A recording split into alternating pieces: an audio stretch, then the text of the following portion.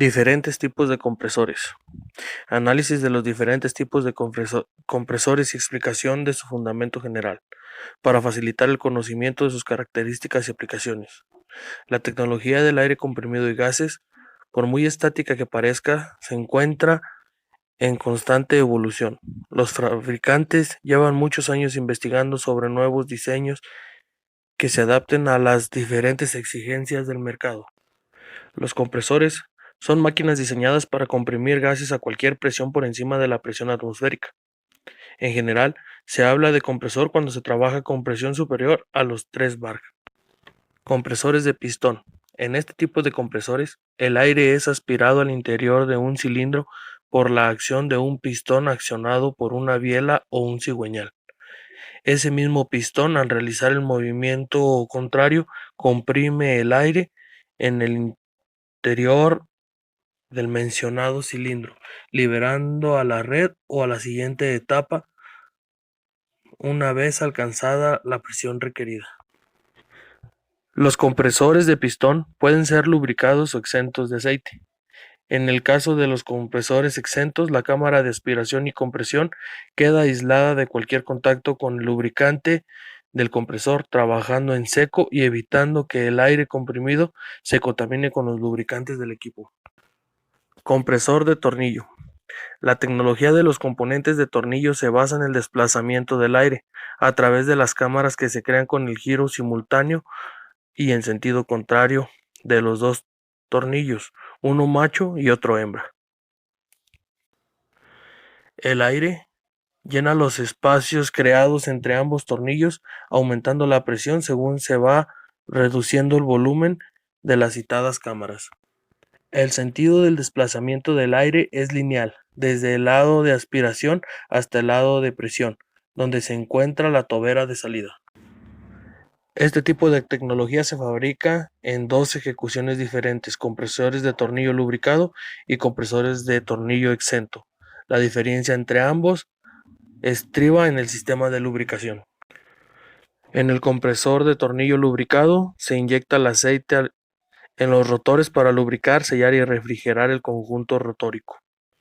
Este tipo de compresor es el más habitual en la industria debido a que la mayoría de las aplicaciones, el residual de aceite que queda en la línea de aire comprimido no es un obstáculo para el proceso.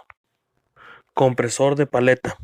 Otro diseño dentro de los compresores de desplazamiento positivo es el de los equipos que usan rotor de paletas. El sistema consiste en la instalación de un rotor de paletas flotantes en el interior de una carcasa, situándolo de forma excéntrica a la misma. Durante el giro del motor, las paletas flotantes salen y entran desde su interior formando unas cámaras entre rotor y carcasa que se llenan con aire.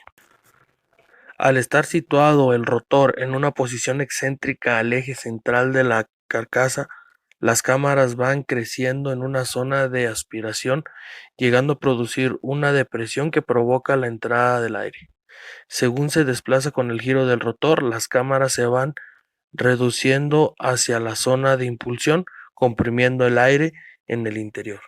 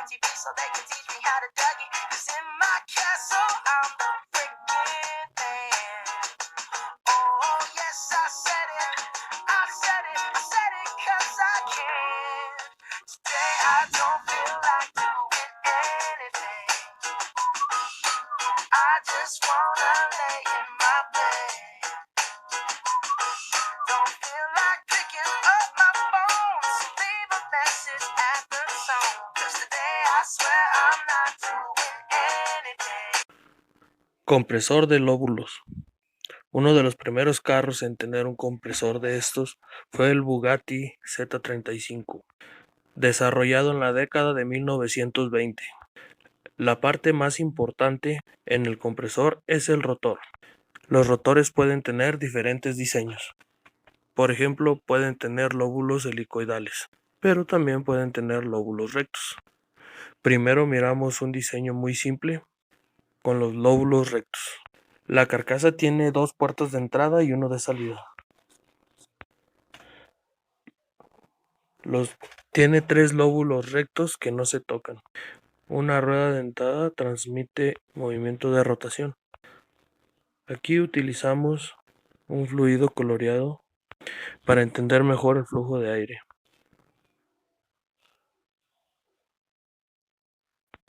Los compresores de lóbulos utilizados en los vehículos suelen tener compresores con lóbulos helicoidales para evitar un funcionamiento sin vibraciones y ruidos.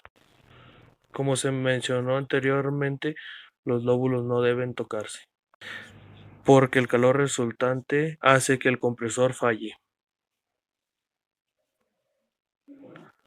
A través de una entrada de aire equipada con un filtro de aire, el aire ambiente llega a los rotores a través de un tubo.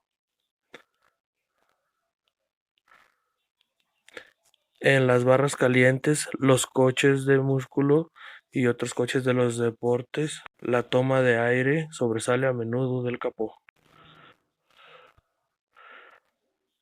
Por lo general, se instala un intercambiador de calor debajo del compresor, donde está situado el orificio de salida para el aire comprimido. El aire pasa entre elementos metálicos finos que están llenos de agua.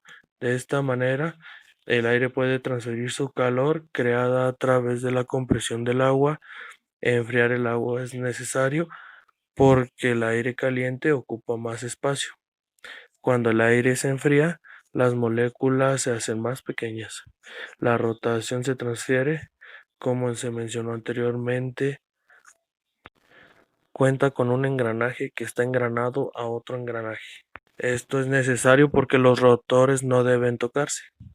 Entonces, los rotores pueden ser puestos en movimiento por una correa movida por otra polea, por ejemplo, por el cigüeñal. El aire del compresor puede entrar en las cámaras de combustión del motor a través de las tuberías mostradas en verde. De esta manera, el motor sobrealimentado puede quemar más combustible que un motor de succión.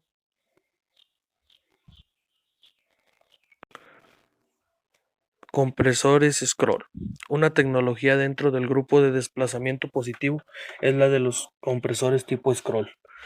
No son equipos muy conocidos, pero tienen una aplicación típica en las aplicaciones exentas de aceite. Estos compresores tienen un desplazamiento que se denomina orbital. La compresión se utiliza por la reducción de volumen.